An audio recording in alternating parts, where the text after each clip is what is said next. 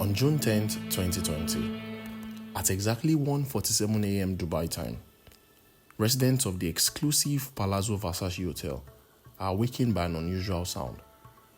It was the synchronized footsteps of tactical units moving through marble corridors. Within minutes, one of Instagram's most notorious figures would be in handcuffs, and his empire of designer clothes and luxury cars were about to crumble. The arrest of Ramon Abbas, better known as Ray Hushpuppi, would expose not just a single scammer, but an entire ecosystem of cyber fraud that had stolen hundreds of millions of dollars from victims across 6 continents.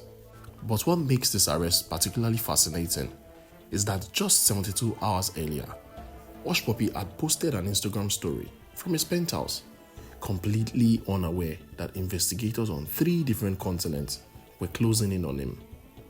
The international law enforcement operation that would bring him down had been years in the making, involving agencies that rarely work together, using methods that push the boundaries of digital surveillance. At the very same time, at Interpol's Global Complex for Innovation in Singapore, a special cybercrime unit had been tracking what they called Operation Fox Hunt for nearly 18 months. Every lead they followed seemed to reveal another layer of complexity. Shell companies in Cyprus, money mules in Los Angeles, romance scams in Japan, and business email compromises that had devastated companies from Malta to Manhattan.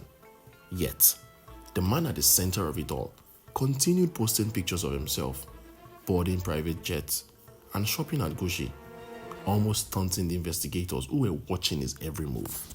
The story of how they finally caught him begins not with Hushpuppi himself, but with a complaint filed by a law firm in New York that had no idea that their case would unravel one of the largest cyber fraud networks in history. In February 2019, a paralegal at Perlman and Associate law firm in Manhattan noticed something odd in an email from their client, a Chinese technology company that was preparing for a major acquisition. The email, requesting an urgent wire transfer of $922,000 to a new account in Hong Kong, seemed legitimate at first glance. It came from the correct email address, used the proper formatting, and referenced ongoing negotiations that only insiders should know about. But the paralegal, trained to spot irregularities, noticed that one word was spelled differently than how the client usually wrote it: finalize instead of finalize. This tiny discrepancy, a single letter S instead of Z, would ultimately lead investigators down a rabbit hole that would take them from New York to Dubai and expose a criminal enterprise worth hundreds of millions of dollars. When the law firm contacted their client directly through a phone call, not email, they discovered a terrifying truth. The client had never sent that email. Someone had been inside their email system for weeks, watching, learning, waiting for the perfect moment to strike. The hackers had studied every detail of the ongoing business deal, understood the communication patterns, and crafted their fraudulent request at exactly the moment when a large transfer would seem normal. The FBI IC3's Internet Crime Complaint Center received the case file 3 days later. Special Agent Erica King, a cybercrime specialist who had been tracking business email compromises schemes for 5 years, immediately recognized the hallmarks of a sophisticated operation. The speed of the money movement, the use of specific banks in Hong Kong, and the timing of the attack all pointed to a group she had been monitoring through fragments of evidence from cases in Chicago, Miami, and Seattle. What Agent King didn't know yet was that this same group had, just 1 week earlier, successfully stolen $1.2 million from a Premier League football club attempting to sign a player, and $800,000 from a hospital in Qatar for paying for emergency medical equipment. The FBI's investigation started with the money trail, But $922,000 doesn't just disappear. Within 6 hours of the initial transfer to Hong Kong, the money had been split into 17 different transactions, bouncing through accounts in Singapore, Cyprus, Turkey, and the UAE. Each transfer was carefully calculated to stay just below the $100,000 threshold that triggers enhanced scrutiny in most banking systems. But the criminals had made one crucial error. One of the receiving accounts in Dubai had been used before, 6 months earlier, in a similar scheme targeting a law firm in London. That case had been investigated by the UK's National Crime Agency, who had flagged the account, but hadn't been able to identify its owner due to the UAE banking privacy law. Now, with 2 cases pointing to the same account, international cooperation became essential. The FBI reached out to Interpol, initiating what would become Operation Fox Hunt. The name was chosen deliberately. Foxes are known for being clever and elusive, but even the smartest fox can be caught if the hunters are patient enough. At this point, investigators had no idea that the owner of that Dubai account was living a very public life on Instagram. They were looking for a ghost, while their target was posting daily updates to 2.3 million followers. In March 2019, while traditional investigators were following money trails through banks, a completely different investigation was beginning in an unexpected place. The Instagram Explore page of a financial crimes analyst in Los Angeles, Sarah Chen, working for the FBI Los Angeles field office, had developed an unusual expertise identifying money launderers through their social media presence. She had noticed patterns. Criminals who successfully stole large sums often couldn't resist showing off their wealth online. They would post pictures of cars they shouldn't be able to afford, stay at hotels that cost more per night than their declared annual income, and wear watches worth more than most people's houses. On March 15, 2019, Chen came across Hushpuppi's account. What caught her attention wasn't the obvious displays of wealth, as plenty of people on Instagram rented cars and pretended to be rich. It was the specific combination of factors: the timestamps of his post showing constant international travel, the serial numbers visible on luxury items that could be traced to specific purchases, and most importantly, his followers.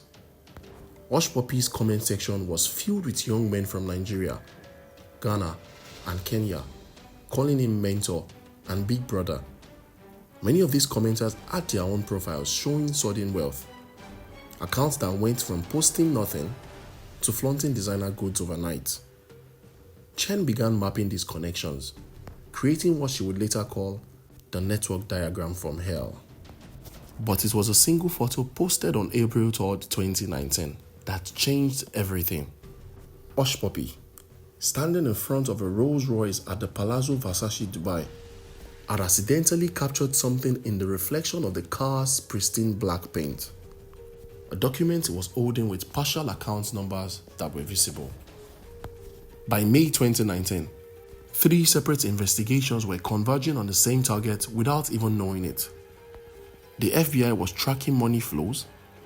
Interpol was coordinating with banks to identify account holders.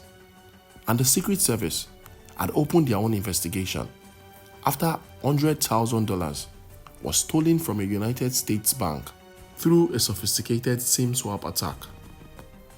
The SIM swap case provided a crucial break. The attackers had taken control of a phone belonging to a Manhattan real estate developer, using it to reset passwords and drain cryptocurrency accounts. But they had made a mistake. One of the phones used in the attack had connected to a Wi-Fi network at the Palazzo Versace Dubai. The Secret Service requested logs from the hotel through the UAE authorities. The request was denied initially. The UAE had strict privacy laws that were protecting their residents. But when investigators provided evidence that linked the network to attacks on 3 different UAE companies, including a $2.4 million theft from a Dubai-based construction firm, the local authorities became more cooperative. The Wi-Fi logs revealed something extraordinary. The device that connected during the SIM swap attack belonged to a suite that had been rented continuously for 11 months. The tenant had paid 1.6 million dirhams, approximately $435,000, in advance, and it was paid in cash. While investigators were closing in on Hushpuppi's physical location, forensic accountants were unraveling how his network actually moved money. The scheme was brilliantly complex, involving multiple layers that made tracking nearly impossible. First, the network would compromise business email accounts using malware or phishing attacks. They had a team of hackers, primarily based in Nigeria and Malaysia, who specialized in gaining access to corporate email systems. These hackers would sometimes spend months inside a company's communications, learning about pending deals, understanding payment protocols, and waiting for the perfect opportunity. When they identified that a large transaction was about to occur, they would create nearly identical email addresses, adding a single letter or changing a domain from .com to .co, and insert themselves into the conversation. The psychological manipulation was masterful. They would create urgency. The board has approved an accelerated timeline, or reference personal details they had learned from reading months of emails, as discussed during your golf trip to Scotland. Once the money was stolen, it entered what investigators called the laundromat. The funds will be immediately split and sent to money mules, people who were recruited through online job advertisements, who thought they were working for legitimate companies. These mules would receive amounts just under $10,000, take a commission, and forward the rest through Western Union or cryptocurrency exchanges. But here is where Hushpuppi's network differed from typical cybercrime operations. Instead of cashing out entirely, they would invest large portions into legitimate businesses, rental car companies in Dubai, real estate in Lagos, and a nightclub in Accra. These businesses would then generate clean income that could be spent openly. Agent King later described it as watching a criminal build a fortune in plain sight. On February 14, 2020, while couples around the world celebrated Valentine's Day, Hushpuppi's network executed their most ambitious scheme yet. The target was a Premier League football club attempting to sign a striker from a Spanish team for £15 million. The hackers had been inside both clubs' email systems since December, watching negotiation progress. They knew the payment schedule, the bank details, and most importantly, they knew that the selling club was in financial trouble and desperately needed the money quickly. At 3 p.m. London time, just as offices were preparing to close for the long weekend, a spoofed email arrived at the buying club from what appeared to be the selling club's finance director. The email explained that due to new Spanish banking regulations, the payment needed to be sent to a different account in Cyprus. The email was perfect. It referenced specific clauses in the transfer agreement, mentioned ongoing conversations between the club's lawyers, and even included a joke about the weather in Manchester that the real finance director had made in an earlier email. The buying club, eager to complete the signing before their match that weekend, initiated the transfer. £15 million, approximately $19.4 million, was sent to Cyprus. Within 4 hours, it had been dispersed to 47 different accounts across 16 countries. But this time, Hushpuppi's network had made a fatal error. One of the receiving accounts in Romania had already been flagged by Interpol in connection with a human trafficking investigation. The moment the money arrived, alarms went off in law enforcement agencies across Europe. While investigators were connecting financial dots, Hushpuppi was making mistakes on social media, that would prove crucial to the investigation. In March 2020, he posted a series of Instagram stories from designer stores in Dubai, spending what he claimed was a $400K in a single day. What he didn't know was that one of the stores he visited had recently been the victim of a credit card fraud scheme and had installed advanced facial recognition cameras that automatically shared data with Dubai police. So when Hushpuppi entered the store, the system flagged him as a person of interest, not as a criminal, but as someone spending amounts that didn't match any legitimate source in their database. But the real breakthrough came from an unexpected source: a Hollywood celebrity who had nearly fallen victim to Hushpuppi's network. In January 2020, a famous actor, whose name is sealed in court documents, received an Instagram DM from someone claiming to be a wealthy Dubai real estate developer interested in investing in the actor's production company. The approach was sophisticated. The scammer had already created an elaborate fake identity, complete with a website, LinkedIn profile, and even fake news article about major deals. They offered to invest $5 million, but first needed a good faith deposit of $250,000 to satisfy UAE investment regulations. The actor, fortunately, had his business manager verify the investors' claims. When they discovered the fraud, they reported it to the FBI, providing screenshots of conversations that included specific details about Dubai properties and a phone number with a UAE country code. That phone number would prove to be one of the 37 phones Hushpuppi was using to manage his criminal empire. As the world shut down in March 2020 due to COVID-19, cybercrime exploded. Companies rushing to enable remote work often sacrifice security for speed, creating thousands of new vulnerabilities. Hushpuppi's network was ready.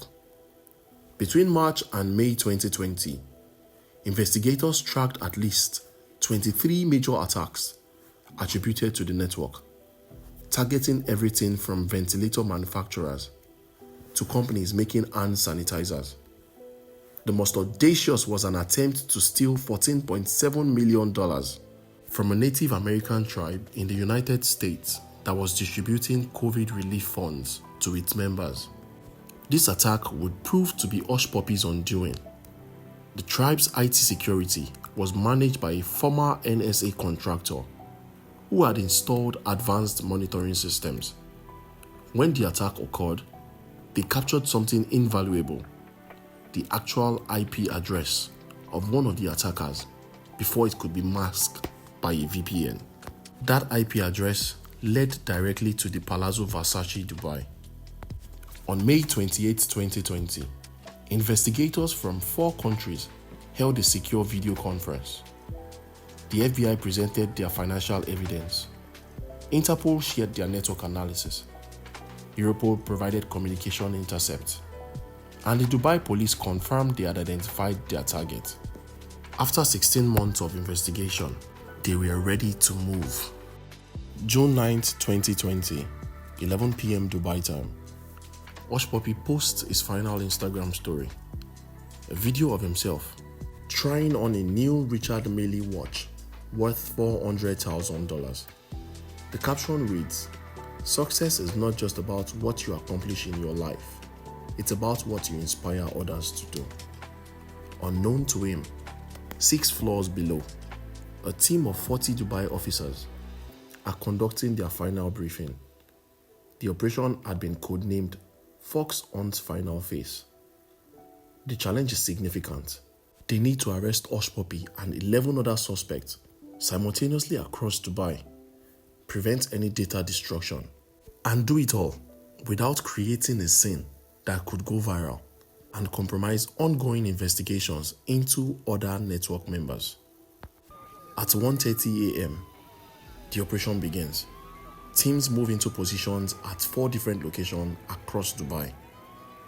The primary team at the Palazzo Versace has practiced the raid in a mock-up of Hushpuppi's suit built in a police training facility. They know exactly where his computers are, where he keeps his phones, and most importantly, they know he sleeps with his primary phone, the one with access to his cryptocurrency wallets, on his nightstand. At 1:47 a.m., they breach the door. Hushpuppi, startled from his sleep, reaches for his phone, but is immediately restrained. Within seconds, officers had secured 47 electronic devices, including phones, laptops, tablets, and hard drives. They also discovered something unexpected. Over $40 million in cash hidden in designer shopping bags, vacuum sealed in plastic. The arrest video, later released by Dubai police, shows Hushpuppi in his designer pajamas, looking confused and repeatedly asking, "What is this about? I'm a businessman. Check my papers." The real victory wasn't the arrest. It was what investigators found on Hushpuppi's devices. Despite using encrypted communications and complex passwords, Hushpuppi had made one critical error. He had enabled facial recognition unlock on his primary phone to make it easier to respond to messages while driving his supercars. Dubai police cyber forensics experts used this to unlock the device while Hushpuppi was still in custody. Before he could realize his mistake and refused to look at the phone, what they found was staggering. WhatsApp conversations with 1,926 contacts discussing various fraud schemes, email accounts linked to 13,000 compromised corporate addresses, Bitcoin wallets containing approximately $7.3 million in cryptocurrency, and a spreadsheet tracking ongoing scams with potential payouts totaling $435 million. But the most damaging discovery was what investigators called the tutorial folder. It detailed instructions that Hushpuppi had created for teaching new recruits how to conduct business email compromise attacks. These documents included templates, target lists, and even psychological profiles of ideal victims. One document, titled Client Management, explained how to maintain relationships with victims even after stealing from them, sometimes conducting smaller legitimate transactions to avoid suspicion while planning larger thefts. On July 3, 2020, Hushpuppi was extradited from Dubai to the United States, landing at the O'Hare International Airport in Chicago before being transferred to Los Angeles. The extradition had been negotiated at the highest levels with the UAE, making an exception to its usual reluctance to extradite residents. The criminal complaint filed in the United States revealed the full scope of Hushpuppi's crimes. Prosecutors alleged he was responsible for losses totaling $431 million across 1.9 million victims. The charges included conspiracy to commit wire fraud, money laundering, and identity theft. But what shocked investigators most was the discovery made after his arrest. Analysis of Hushpuppi's communications revealed he had been planning his biggest score yet, a $124 million theft from an English Premier League club planning to build a new stadium. The attack was scheduled for June 15, 2020, just 5 days after his arrest. In court documents, prosecutors revealed another stunning detail. Hushpuppi had been cooperating with a corrupt FBI agent who had been providing him with information about ongoing investigations in exchange for Bitcoin payments. This agent, whose name is currently sealed, had warned Hushpuppi about increased scrutiny on his accounts in early 2020, prompting him to move large sums to new hiding places. While Hushpuppi's arrest made headlines worldwide, investigators knew they had only cut off one of the Hydra's heads. In the weeks following the Dubai raids, authorities arrested 119 suspects across 21 countries, all connected to Hushpuppi's network. In Nigeria, police raided a compound in Lagos where they found 15 young men living in luxury with each managing different aspects of the fraud network. They called themselves the Brotherhood and had been recruited by Hushpuppi through Instagram, where he portrayed himself as a mentor, teaching alternative entrepreneurship. In Malaysia, authorities discovered a call center with 43 employees whose sole job was conducting romance scams using scripts provided by Hushpuppi's network.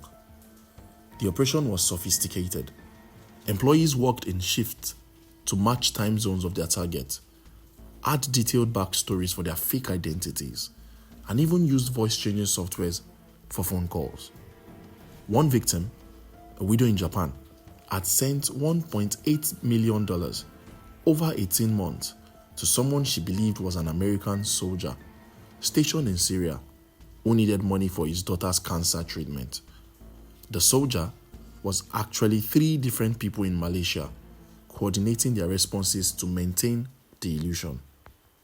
On July 28, 2021, Hushpuppi pled guilty to money laundering and wire fraud conspiracy. During his plea, he admitted to something that had puzzled investigators: why someone stealing hundreds of millions would live such a public life. "I wanted to be famous," he told the court. "I wanted people to see me as successful, as someone who made it. The money was just the way to get there." His Instagram account, frozen at 2.5 million followers, remains online as evidence. The last post, a photo of him boarding a private jet, has comments that read like a crime scene. Thousands of young men asking for mentorship, for the secret to his success, for just a chance to be like him.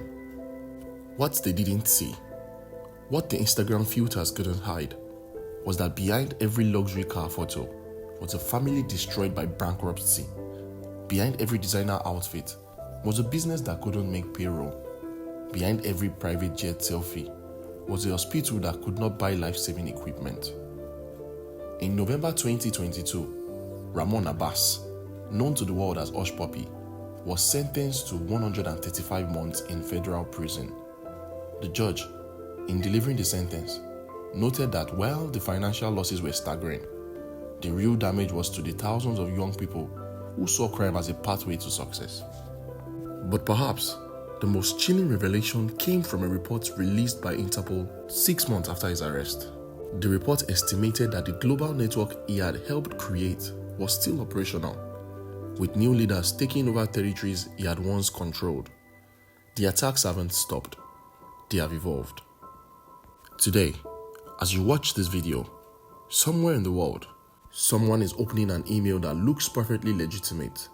It's from their CEO, their lawyer, or their real estate agent. The grammar is perfect, the timing is right, and the request seems urgent but reasonable. And just like that paralegal in Manhattan, who noticed the single letter difference, the only thing standing between them and the financial ruin might be a moment of suspicion, a phone call to verify, or the simple question, is this real? The truth is, Hushpuppi was caught because investigators were patient, methodical, and willing to work across borders in ways that had not been done before. But his network, they learned from his mistake. They are still out there, evolved, adapted, and harder to catch than ever.